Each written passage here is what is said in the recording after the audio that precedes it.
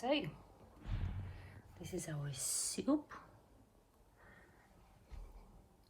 and of course for my little baby also.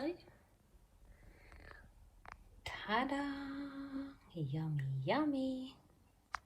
Okay, another soup, one of my favorites from my granny. So again, all the veggies in here: onions, fennel, celeriac root, paprika, carrot, potato, and garlic. And in here I'm frying a little bit of onions and grated carrot.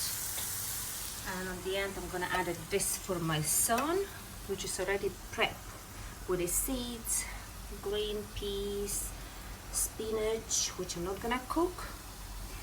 And on the end to the soup, not for my son, but into my soup, I will add grated sour cucumber, which is just a pickle.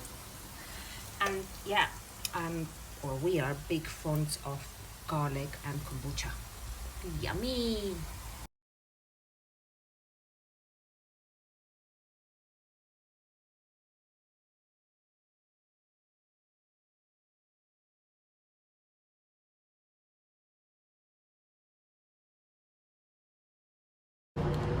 And if you like my cooking, perhaps consider to subscribe to my channel, hit the bell so you get a reminder, and don't forget to like it.